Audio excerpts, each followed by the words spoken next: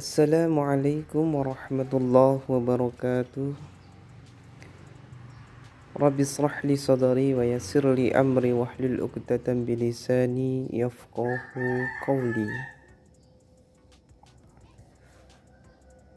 Anak-anakku sekalian yang Bapak banggakan, dan mudah-mudahan dalam keadaan sehat selalu dan dalam lindungan Allah Subhanahu wa taala dimanapun berada.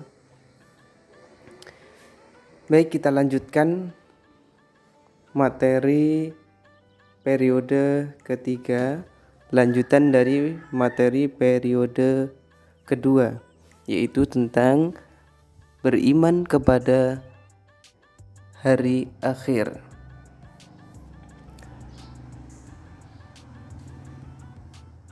Tapi sebelum belajar, Bapak harapkan silahkan persiapkan terlebih dahulu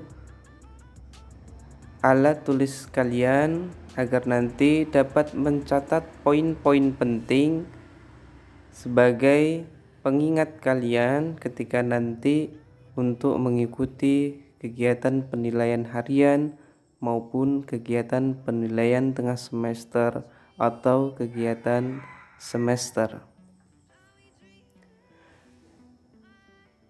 Baik, marilah kita awali pembelajaran hari ini dengan membaca doa terlebih dahulu.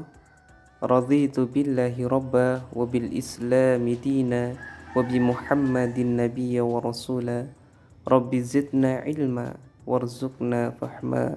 Amin ya rabbal alamin. Baik anak-anak sekalian, untuk pertemuan pada periode kedua kita sudah membahas tentang pengertian macam-macam dan kemudian kejadian hari kiamat. Ya.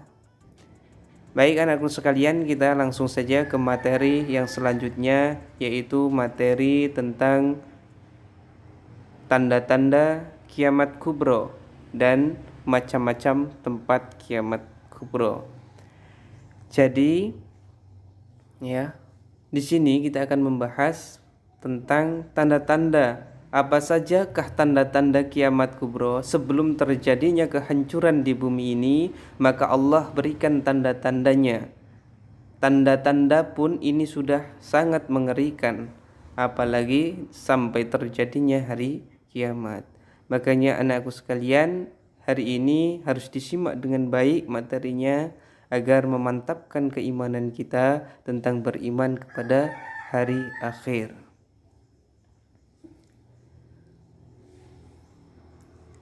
Baik, kita mulai. Yang pertama adalah tanda-tanda kiamat kubro.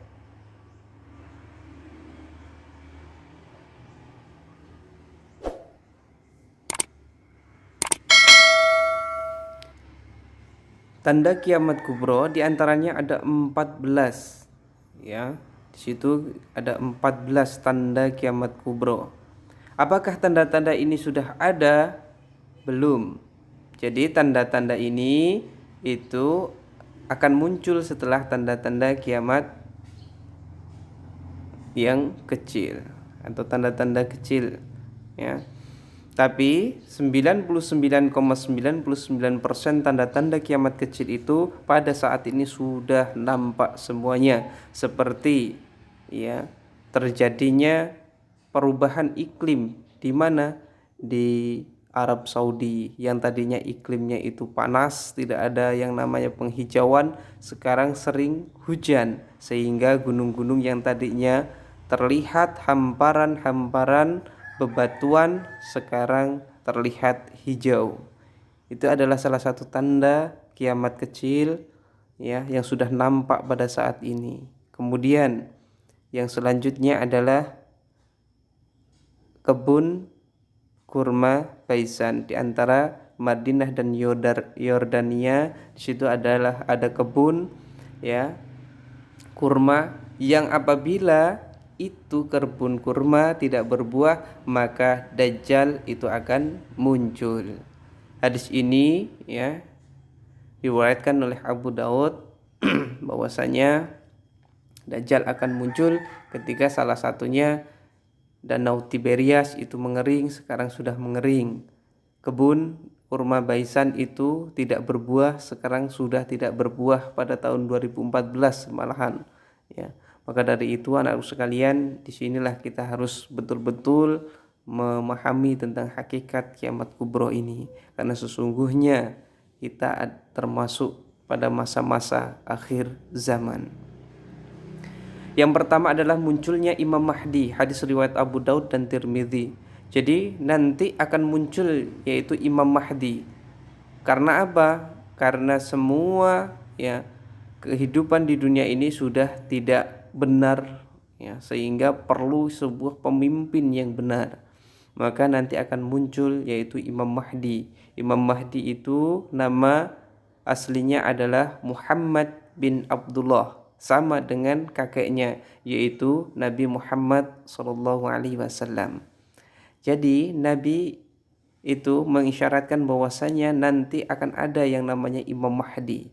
Nabi katakan bahwasanya apabila ada munculnya Imam Mahdi, maka silahkan kamu berbaiat kepadanya walaupun kamu merangkak di atas salju. Kenapa merangkak di atas salju? Ya karena hadis ini diterangkan di Mekah. Mekah nanti turunnya salju. Apa mungkin Mekah turun salju? Mungkin, sekarang sudah terjadi. Kamu bisa browsing di internet maupun di YouTube bahwasanya kejadian hujan salju di Mekah. Maka sekarang sudah terjadi karena ada pergeseran rotasi bumi.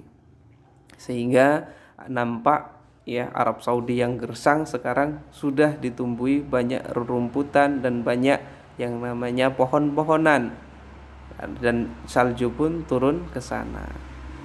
Dengan isyarat itu bahwasanya kemungkinan salju itu akan menyelimuti kota Mekah Al-Mukarramah. Dan tanda-tanda itu sudah nampak kepada kita semua. Kemudian setelah itu munculnya Dajjal. Dajjal adalah salah satu makhluk Allah. Ya, cirinya terdapat tulisan kafaroh pada dahinya. Kemudian badannya gempal, terus kemudian ketika dia berjalan agak miring. Ya, dia jalannya agak miring, terus kemudian dia bermata satu. Karena kata Nabi, sesungguhnya berlindunglah kepada Allah dengan fitnah Dajjal, karena sesungguhnya Dajjal itu bergelar apa? Al-Masih. Al-Masih artinya apa? Menghapuskan. Jadi Dajjal itu mempunyai kekuatan yang dapat menghapuskan keimanan seseorang.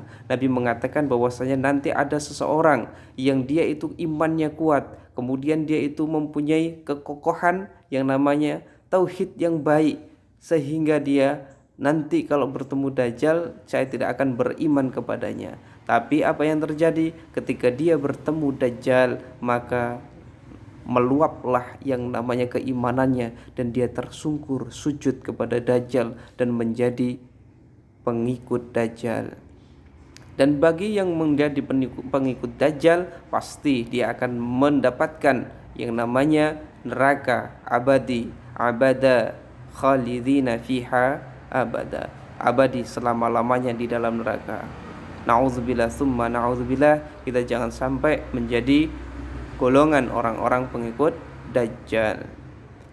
Maka Allah memberikan isyarat kepada Nabi Muhammad, dan Nabi Muhammad itu memberikan doa kepada umatnya agar apa? Terjauh dari fitnah Dajjal. Salah satunya adalah membaca doa sebelum atayat akhir. Selesai sebelum salam ketika sholat kita, innaka hamidum majid, kita membaca doa Allahumma inni a'udzubika min adzabil qabri wa min adzabi jahannam wa min fitnati mahya wal mamat wa min fitnati masihid dajjal. Ya, Rasulullah kita berlindung kepada fitnah Dajjal. Terus kemudian yang pertama, ya, Allahumma inni a'udzubika min adzabil qabri, ya Allah lindungi aku dari azabku kubur, wa min adzabi jahannam, dan azab api neraka jahanam, wa min fitnati mahya wal mamat, dan fitnah hidup dan mati. Kemudian yang terakhir adalah wa min fitnati masyihid dajjal. dan berlindung kepada fitnah Dajjal. Kemudian Nabi juga menyuruh kita untuk apa? Untuk menghafal atau untuk membaca terus surat Al-Kahfi. Ya, 10 ayat pertama, 10 ayat yang terakhir. Boleh dipilih. Jadi itu untuk melindungi Dajjal. Gimana bunyinya Pak Al-Kahfi? Alhamdulillahilladzi anzala ala 'abdihi al-kitaba wa lam yaj'al lahu iwaja qayyiman liyundhiru, ya, dan seterusnya. Itu adalah surat Al-Kahfi. Makanya dulu ketika kita masih tatap muka, maka ada yang namanya pembiasaan, ya, pembiasaan hari Jumat, yaitu membaca surat Al-Kahfi. Barang siapa yang membaca surat Al-Kahfi di malam Jumat, maka dia akan disinari oleh Allah dari dirinya sampai ke Mekah. Dan apabila dia membaca keseluruhannya, maka dia akan disinari dari dirinya sampai ke langit. Subhanallah. Maka dari itu, ya, baca Yasin boleh, bagus. Baca surat Al-Kahfi bagus. Ya, silahkan dibaca. Terus kemudian ketika Dajjal memberikan kerusakan yang luar biasa di muka bumi ini, maka Allah turunkan Nabi Isa alaihissalam untuk membunuh Dajjal. Jadi satu-satunya yang dapat membunuh Dajjal adalah Nabi Isa alaihissalam. Sehingga Nabi Isa turun, ya, ketika pasukan Imam Mahdi dikejar oleh siapa? Pasukan Dajjal. Ketika pasukan Dajjal, ya, Imam Mahdi itu lagi sholat di Masjid Jami', ya, Masjid Jami' Menara Putih. Kemudian Dajjal sudah mengepung, maka di sholat subuh itu Nabi Isa turun. Kemudian Nabi Isa menjadi makmumnya, yaitu Imam Mahdi. Setelah itu maka membuka pintu, kemudian terbelalaklah Dajjal melihat yang siapa? Melihat Nabi Isa alaihissalam. Kemudian mata Nabi Isa memandang mata Dajjal, dan apa yang terjadi? Maka Dajjal itu seperti timah yang terkena panas, meleleh. Maka Dajjal itu pergi, lari di ufuk timur, maka Nabi Isa sudah berada di depannya. Di ufuk barat, maka Nabi sudah ada di depannya. Di ufuk selatan, Nabi sudah ada di depannya. Sampai ke pintu Hud. Ya, disitulah Nabi, ya, menghunuskan tombak ke Dajjal, sehingga Dajjal pun tewas atau mati. Kemudian umat muslim kembali, ya, menyembah Allah. Islam memuncak pada saat itu. Tauhidnya luar biasa, ya. Jadi Isa Al-Masih ini, ya, menghapuskan nanti ajaran Nasrani. Bahasanya ajaran yang terbaik, terbagus adalah ajaran yang sudah dibawa oleh Nabi Muhammad SAW atau ajaran Islam. Maka kita yang sudah menganut Islam harus dipertahankan. Ketika semuanya muslim sudah, ya, beriman sama Allah, semua manusia sudah beriman dengan Allah, maka muncullah Ya'juj dan Ma'juj. Siapa Ya'juj dan Ma'juj?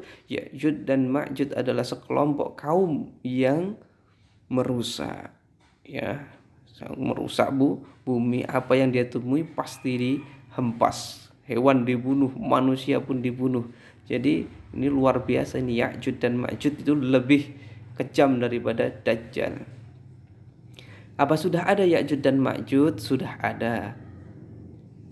Ya, diterangkan dalam surah Al-Kahfi ayat 93 sampai 99. Nabi Dzulkarnain yang membuat benteng agar Ya'juj dan Ma'juj itu tidak keluar dari benteng itu. Benteng yang dilapisi oleh baja dan besi, sehingga Ya'juj dan Ma'juj tidak bisa keluar dari sana. Ya, nanti tapi ketika akhir zaman Allah akan keluarkan Ya'juj dan Ma'juj. Jumlahnya sangat banyak. Ulama mengatakan, ya, dalam pembahasannya dalam bukunya tentang akhir zaman, maka Ya'juj dan Ma'juj itu satu Ya'juj, ya, satu manusia itu melawan 999 Ya'juj dan Ma'juj. Bahkan ketika dibalik, satu Ya'jud dan Ma'jud melawan 999 manusia, itu belum tentu Ya'jud satu itu dikalahkan. Jadi Ya'jud dan Ma'jud ini sangatlah kuat. Dia mempunyai panah. Jadi dia itu adalah seorang pemanah yang sangat, makhluk yang sangat jitu memanahnya. Setiap yang dia pandang ketika dipanah pasti akan kena. Maka ketika itu manusia berporak-poranda ke sana kemari, lari ke sana kemari karena ada Ya'jud dan Ma'jud, sampai yang namanya Imam Mahdi dan Nabi Isa pun tidak mampu untuk mengalahkan Ya'jud dan Ma'jud karena jumlahnya yang sangat luar biasa. Kemudian Allah berfirman kepada Nabi Isa, "Isa, naiklah kamu ke bukit Sinain, Watturi Sinin." Allah katakan, demi bukit Sinai yang dikeramatkan oleh Allah, tempatnya Nabi Musa alaihissalam menerima wahyu. Jadi Nabi Isa alaihissalam bersama pasukan Imam Mahdi itu ke gunung, di gunung itu berlindung. Maka Ya'jud dan Ma'jud mengepung. Ketika manusia melihat semuanya hitam, Ya'jud dan Ma'jud sepemandang mata. Jadi Ya'jud dan Ma'jud itu luar biasa banyaknya. Ketika memandang ke depan, Ya'jud semua, ke samping Ya'jud, ke kanan kiri Ya'jud dan Ma'jud, ke belakang Ya'jud dan Ma'jud, sudah dikepung semuanya. Saking banyaknya Ya'jud dan Ma'jud.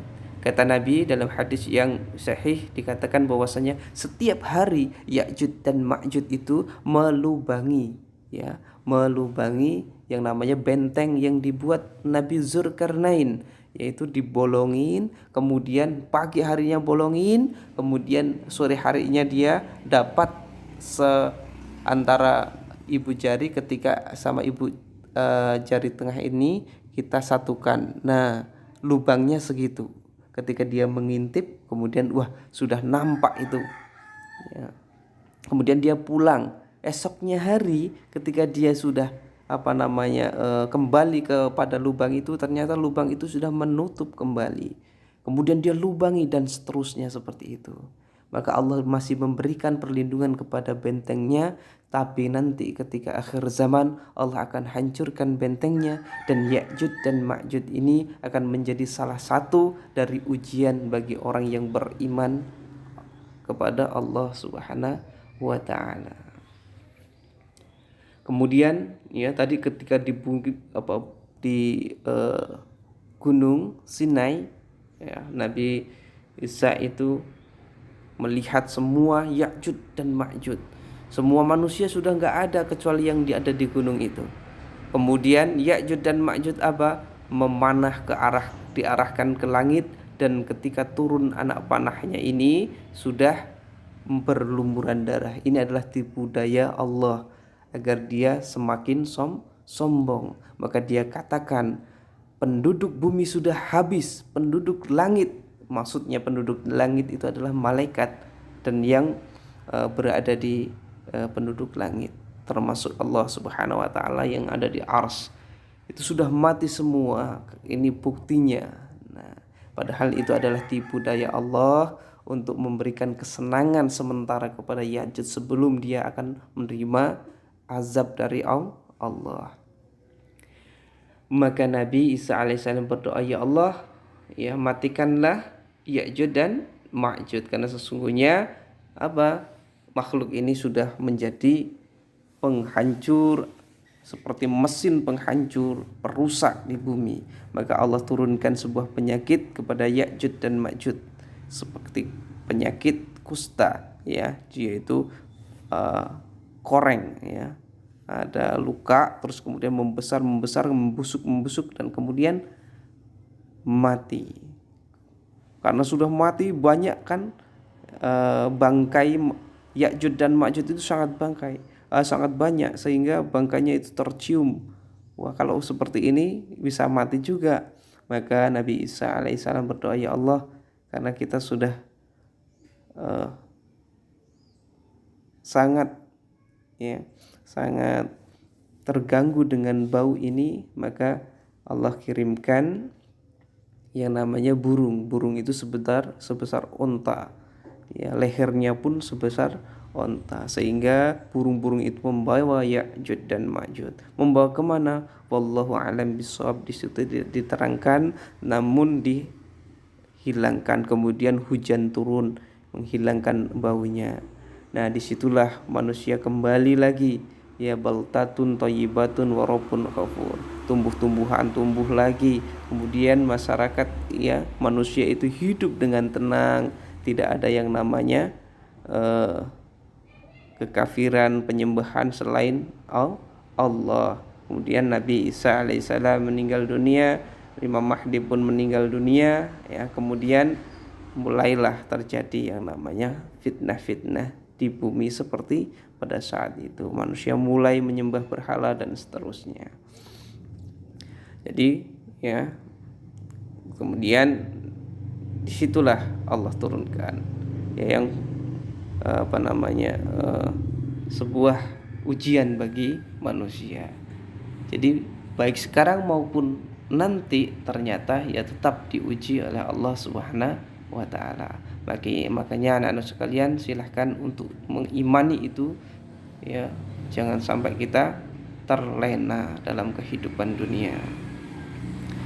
Yang selanjutnya kelima, terbitnya matahari dari barat ke timur. Yang tadinya matahari dari timur ke barat, sekarang barat ke timur, ya. Jadi terbalik.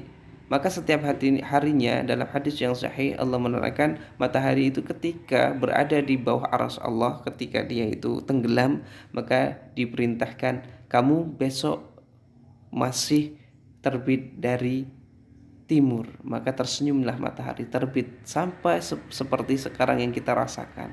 Nanti suatu saat ketika Allah berfirman kepada matahari, hai matahari, jangankah kamu terbit dari timur, terbitlah kamu dari barat. Maka matahari itu akan terbit dari barat. Dan apa yang terjadi ketika matahari terbit dari barat? Maka pintu ampunan akan tertutup. Jadi matahari ini terbit dari barat nanti tidak langsung ke timur, tapi setengah hari itu akan kembali lagi ke barat. Ya, itu seperti itu. Jadi nanti termasuk, ya, pintu ampunan itu akan tertutup. Jadi kalau nanti orang melihat matahari terbit dari timur, dari barat, maka dia akan bertaubat. Tapi apa? Pintu taubat sudah tertutup. Dan disitulah yang namanya Azazil. Siapa Azazil? Iblis. Iblis ini akan tersungkur, kemudian sujud kepada Allah, memohon ampunan atas apa yang sudah ia kerjakan, yang sudah menyesatkan banyak manusia. Sampai saatnya nanti ketika iblis didatangi oleh Allah pasukan, yaitu pasukan Zabaniyah, penyiksa, yaitu, dan membunuh yang namanya iblis. Tapi ceritanya itulah nanti panjang, makanya kita langsung yang selanjutnya. Muncul dakbat al-ard, dakbat, hewan melata yang muncul dari bawah bumi. Ini akan menandai orang yang kafir, betul-betul kafir, mana orang yang beriman kepada Allah Subhanahu wa taala. Kemudian ada kabut asap, yaitu dukhon. Dukhon itu kabut asap yang tebal menyelimuti bumi, sampai Nabi katakan ketika dukhon turun, engkau ingin melihat telapak tanganmu, maka engkau tidak bisa, saking pekatnya, hitamnya, gelapnya bumi ini suasananya. Dan ini akan menjadi siksa bagi orang yang tidak beriman sama Allah. Dia akan merasakan dukhon ini apa? Dukhon ini ketika turun, sebetulnya dukhon turun sebelum Dajjal turun, ya. Ini dukhon turun sebelum Dajjal turun. Makanya Dajjal juga berlindung dari dukhon ini. Karena ketika terkena dukhon ini, orang-orang yang tidak beriman ini kulitnya terasa terkena oven, panas. Kemudian akan mengeluarkan yang namanya asap dari telinganya, hidungnya, mulutnya. Luar biasa. Ketika 40 hari 40 malam ini kira-kira hewan tumbuh-tumbuhan mati nggak kalau tidak tersinar matahari? Iya, mati. Sehingga ketika Tuhan sudah selesai, maka ini akan menjadi ujian yang luar biasa. Semua makhluk itu kelaparan. Semua makhluk itu kelaparan, termasuk manusia.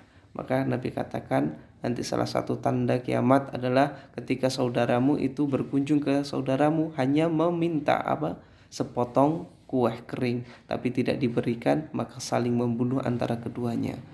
Jadi naudzubillah min dalik, ini sangat luar biasa pelajaran bagi kita semuanya untuk memperkokoh iman kita.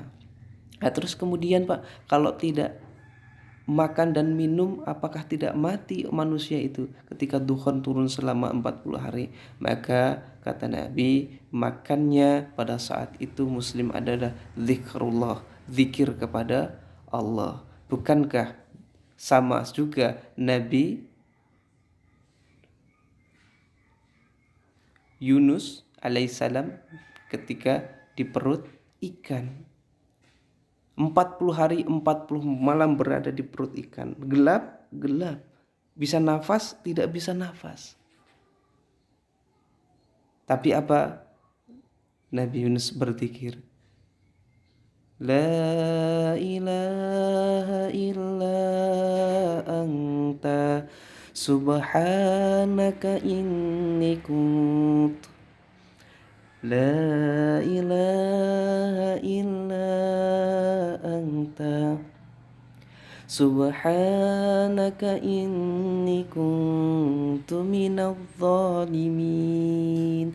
Maka bergetarlah arsy Allah. Kemudian Allah memerintahkan kepada malaikat, siapa yang menyebabkan arsy-Ku bergetar ini? Cari. Tapi sebetulnya Allah sudah tahu itu adalah Nabi Yunus alaihissalam. Yang apa? Yang meminta pertolongan kepada Allah. Allah ingin menunjukkan kepada malaikat bahwasanya zikir itu kekuatannya luar biasa. Maka Jibril sebagai pemimpin para malaikat itu menelusuri seluruh lapisan bumi. Di seluruh lapisan bumi tidak ada. Ya Allah, tidak ada. Di dalam laut, maka malaikat itu menyusuri laut. Kemudian ada seekor ikan yang lewat.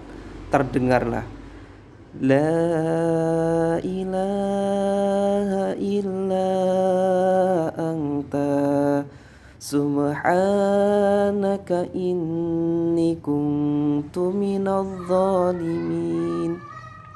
Ya Allah, ya Rabb, tidak ada Tuhan selain Engkau dan aku termasuk orang-orang yang zalim, kata Nabi Yunus alaihissalam. Ketika Nabi Yunus alaihissalam mengakui kesalahannya, ya, maka